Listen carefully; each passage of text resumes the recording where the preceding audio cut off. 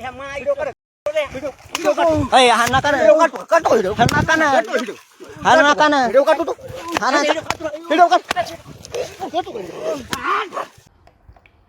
जिल्ह्यातील माजलगाव तालुक्यात मेंढपाळ बांधवांना मारहाण झाल्याच्या घटनेनंतर वातावरण चांगलंच तापलेलं आहे। या प्रकरणात आरोपींना तात्काळ अटक करण्याची मागणी करत ओबीसी नेते प्राध्यापक लक्ष्मण हाके यांनी माजलगाव पोलीस ठाण्यात जाऊन अधिकाऱ्यांची भेट घेतली।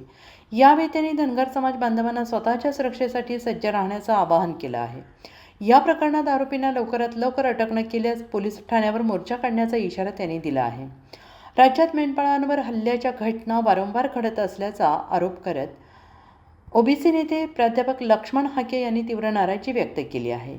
माजलगाव तालुक्यात मेंढपाळ बांधवांना मारहाण झाल्यानंतर त्यांनी माजलगाव पोलीस ठाण्याच्या अधिकाऱ्यांची भेट घेऊन आरोपींवर तात्काळ कारवाई करण्याची मागणी केली। यावेळी बोलताना हाके यांनी धनगर समाज बांधवांना स्वतःच्या सुरक्षेसाठी सज्ज राहण्याचं आवाहन करत कोणी आपल्यावर हल्ला करत असेल तर जीव वाचवण्यासाठी हातातील कुऱ्हाडीचा वापर करा असं विधान केलंय।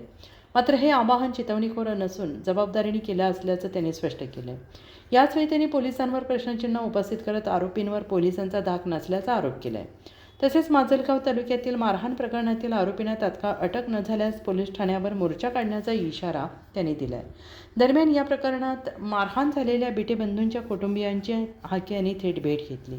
कुटुंबियांशी संवाद साधताना बिटे बंधूंच्या आजोबांनी आपल्या भावना व्यक्त करत आमच्यावर अन्याय झाला तर तो सहन करणार नसल्याचे त्यांनी सांगितलं। यावेळी त्यांना अश्रू अनावर झाले। ढाळा पाडण्याकरता माणसं मारण्याकरता नाही, कंपन्या काढल्यात चारा नाश करण्याच्या। आम्ही धनगराचे किडू म्हणजे तणनाशक किडू आहे। ह्या किड्यावर जर ह्याला करीत असतील तरी चांगले नाही, आम्ही कुणाला उचलू। पण कसं आहे, आमचा मित्रपणाचा संबंध आहे। शेतकरी आम्ही बंद आहेत एकामेकाचे, त्यांच्या रानाला खाद्य देतो आम्ही, त्यांचे धान चारून नाही तण चारून। याने आमच्यावर अत्याचार इथून पुढे जर केला तर आम्ही आता म्हणल्याप्रमाणे करू, काय होत असेल ते होईल। कारण सरकार स्टेशन आई आहे, पोलीस स्टेशन म्हणजे जनतेची आई आहे। ही आईने एक लेकरू पाष्टी घालायचं आणि एकाला पुढे फाशीला द्यायचं, ही कायदा नाही। जागच्या जागेवर त्याला पाहिजे त्याच्या टायमाला 4 दिवस आणि 5 दिवस ते सोकला असं होतं।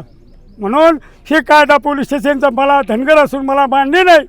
कारण सगळी लेकरं त्याची आहेत, कुणावर अन्याय झाला कुणावर अत्याचार झाला हे त्यानं पाहायला पाहिजे। हे खुशाल पॅन्टीत हात घालून उभे राहतात, अरे व्हायचं ते होतं आहे। मग काय धनगराची काही जात ईडी नाही, ते म्हणते सवापार आहे। पण कशा करता सवापार आहे की आम्ही धनगर मेंढपाळ आहेत आणि त्यांच्या तणावर झुकतो म्हणून सवापारी आहे। हे आमचं सवापारी एक बार बाहेर निघालं ते वेगळं होईल। कारण महाराष्ट्रात दुसऱ्या क्रमांकावर आमची जात आहे, पण अशीच आहे दबून। याच्याकरता शासनानं पोलीस स्टेशन याचा कायदा घेऊन 2 ते 3 दिवसात नाही केलं तर आम्ही आमची आत्महत्या इथं करू, कवा तरी मरायचं। हा मोर्चा तर काढू, त्यांनी न्याय मान्य केलं तर। मी आज आहे त्या पोरायचा धरणे आंदोलन करावं लागतंय आम्हाला पोलीस स्टेशनला। आता ते ज्या कुटुंबियावरती हल्ला झालाय त्यांच्या महिला भगिनीसुद्धा इथं आलेल्या आहेत आता। अरे आम्ही मेंढ्या चारायच्या शेतकऱ्यांबरोबर दिवसभर एकदम उन्हातानामध्ये आम्ही कामं करायची का पोलीस स्टेशनला येऊन न्याय मागत बसायचं?